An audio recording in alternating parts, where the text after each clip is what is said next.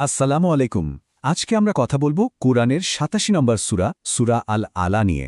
চলুন তাহলে এর প্রেক্ষাপট, মূল বার্তা এবং এর গভীর অর্থগুলো এক এক করে জানার চেষ্টা করা যাক। আচ্ছা, কোনো কিছু ঠিকঠাক বুঝতে হলে তার পেছনের ঘটনা বা কনটেক্সটটা জানা কিন্তু খুব জরুরি, তাই না? তো চলুন একদম শুরুতে ফিরে যাই আর দেখে নিই ঠিক কোন সময়ে কোন পরিস্থিতিতে এই সূরাটা নাজিল হয়েছিল। তো এই সূরাটা নাজিল হয়েছিল মক্কি জীবনের একেবারে শুরুর দিকে। একটু ভাবার চেষ্টা করা যাক সেই সময়টার কথা। নবী সাল্লাল্লামের ওপর তখন মাত্রই ওহী আসা শুরু হয়েছে। মানে এই বিশাল একটা দায়িত্বের ভারে তিনি স্বাভাবিকভাবেই একটু চিন্তিত থাকতেন। তার মনে একটা উদ্বেগ কাজ করত যে জিবরিল আলাইহিসসালাম যখন আয়াত পড়ে শোনাচ্ছেন, তিনি কি সবটা হুবহু মনে রাখতে পারবেন যদি কোনো একটা শব্দও ভুলে যান? আর ঠিক এই যে একটা মানবিক উদ্বেগ, এর জবাবেই আল্লাহ একটা অসাধারণ আয়াত নাজিল করলেন। তিনি সরাসরি তার নবীকে ভরসা দিলেন, বললেন, আমি তোমাকে পড়িয়ে দেব, তারপর তুমি আর ভুলবে না। চিন্তা করে দেখুন একবার। এর মানে হলো কোরআন মুখস্থ রাখা বা এটাকে সংরক্ষণ করার দায়িত্বটা আসলে নবীর একার না। এই দায়িত্বটা স্বয়ং আল্লাহ নিজের কাঁধে নিয়েছেন। আর এই একটা প্রতিশ্রুতি কিন্তু তার সব চিন্তা দূর করে দেওয়ার জন্য যথেষ্ট ছিল। তো আল্লাহর পক্ষ থেকে এই ভরসাটা পাওয়ার পর সূরাটি এবার নবী সাল্লাল্লাহু আলাইহি সাল্লামের মূল কাজটা ঠিক কী হবে সেই ব্যাপারে একদম পরিষ্কার নির্দেশনা দিচ্ছে। এখানে মূল শব্দটা হল তাজকিরা, মানে সহজ কথায় স্মরণ করিয়ে দেওয়া। দেখুন, নবীর সাল্লাল্লাহু আলাইহি ওয়াসাল্লাম কাজ কিন্তু কাউকে জোর করে হেদায়েতের পথে আনা না, বা কারো উপর কিছু চাপিয়ে দেওয়াও না। তার একমাত্র দায়িত্ব হল আল্লাহর মেসেজটা মানুষের কাছে পৌঁছে দেওয়া, তাদেরকে মনে করিয়ে দেওয়া। ব্যাস, এতটুকুই। এখন প্রশ্ন হল, এই স্মরণ করিয়ে দেওয়ার পর কি হবে? ফলাফলটা খুবই স্বাভাবিক। মানুষ দুটো ভাগে ভাগ হয়ে যাবে। যাদের মনে আল্লাহর ভয় আছে তারা এই উপদেশটা গ্রহণ করবে, উপকৃত হবে। আর যারা দুর্ভাগ্যা তারা কি করবে? তারা মুখ ফিরিয়ে নেবে আর নিজেদের খারাপ পরিণতির দিকে এগিয়ে যাবে। আর আল্লাহ তার নবীকে আরও একটা সুন্দর প্রতিশ্রুতি দিচ্ছেন। তিনি বলছেন যে এই দাওয়াতের কাজটাকে তিনি সহজ করে দেবেন। এর মানে কি? এর মানে হলো যারা শুনতেই চায় না তাদের পেছনে অহেতুক পড়ে থেকে হতাশ হওয়ার কোনো দরকারই নেই। কাজটা সহজ হয়ে যাবে, কারণ ফোকাসটা থাকবে শুধু তাদের ওপর যারা আসলেই এই কথাটা শুনতে আগ্রহী। তো নবীর সফের দায়িত্বের ব্যাপারটা তো পরিষ্কার হলো।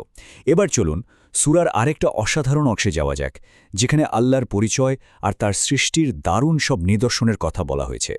এখানে আল্লাহ মাত্র কয়েকটা শব্দে তার সৃষ্টি জগতের একটা পুরো মাস্টার প্ল্যান তুলে ধরেছেন। ভাবা যায়, এখানে 4টা ধাপের কথা বলা হয়েছে। 1, তিনি সব কিছু সৃষ্টি করেন। 2, প্রত্যেকটা জিনিসকে একটা নিখুঁত গড়ন দেন, মানে একদম সুসামঞ্জস্যপূর্ণ করে তোলেন। 3, তিনি সেটার তাকদীর বা ডেস্টিনি ঠিক করে দেন, মানে প্রত্যেক সৃষ্টির জন্য একটা উদ্দেশ্য ঠিক করা থাকে। আর 4 নম্বর ধাপে সেই উদ্দেশ্যটা পূরণ করার জন্য তিনি পথও দেখিয়ে দেন, মানে বিশাল তারকা থেকে শুরু করে ছোট্ট একটা অণুজীব পর্যন্ত সবকিছুই কিন্তু এই সিস্টেমের মধ্যেই চলে। এখন এই যে এত বড় একটা ধারণা, এটাকে বোঝানোর জন্য আল্লাহ আমাদের চোখের সামনে থেকে খুব সাধারণ একটা উদাহরণ দিচ্ছেন।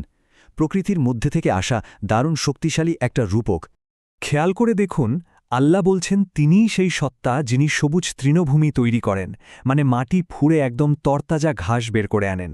আবার কিছুদিন পরেই কিন্তু তিনি এই সবুজ সতেজ ঘাসকে শুকিয়ে বিবর্ণ কালো খড়কুটোয় পরিণত করে দেন। একই সত্তা জীবন দিচ্ছেন, আবার তিনি মৃত্যু দিচ্ছেন।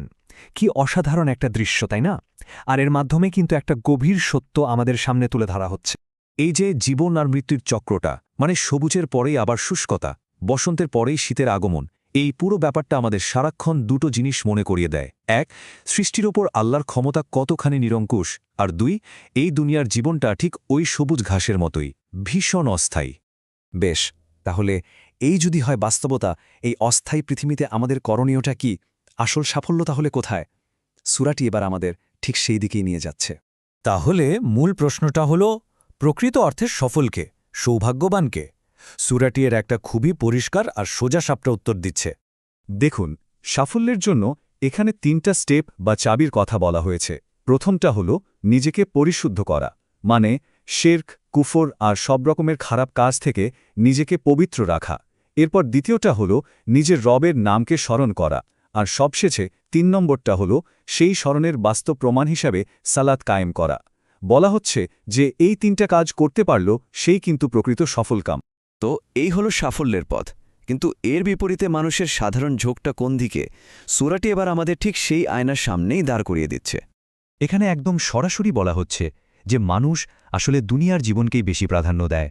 আমাদের চোখের সামনে যে ভোগবিলাস, চাকচিক্য আর তাৎক্ষণিক আনন্দগুলো আছে সেগুলোকে আমরা অনেক বড় করে দেখি। কিন্তু ঠিক এখানেই আল্লাহ আমাদের একটা অমোঘ সত্য মনে করিয়ে দিচ্ছেন। তিনি বলছেন এই দুনিয়াটা তো অস্থায়ী, কিন্তু আখিরাত হলো এর চেয়ে অনেক উৎকৃষ্ট, আর সেটা চিরস্থায়ী। এখন প্রশ্ন হলো, একটা অস্থায়ী জিনিসের জন্য একটা চিরস্থায়ী আর উত্তম জিনিসকে ছেড়ে দেওয়াটা কি আসলেই কোনো বুদ্ধিমানের কাজ হতে পারে? আর সবচেয়ে ইন্টারেস্টিং ব্যাপার কি জানেন? এই যে দুনিয়া আর আখেরাতের তুলনা বা সাফল্যের এই যে ধারণা, এটা কিন্তু কোনো নতুন কথা না, এটা একটা শাশ্বত সত্য। বলা হচ্ছে এই একই মেসেজ হজরত ইব্রাহিম এবং মুসা আলাইহিমুসসালামের কিতাবগুলোতেও ছিল। এর মানে কি? এর মানে হলো আল্লাহর পক্ষ থেকে আসা মূল বার্তাটা সবসময় একই ছিল। সুতরাং এই সূরাটা একদম শেষে এসে আমাদের প্রত্যেকের সামনে একটা মৌলিক প্রশ্ন রেখে যায়। আমরা কোনটাকে বেছে নেব?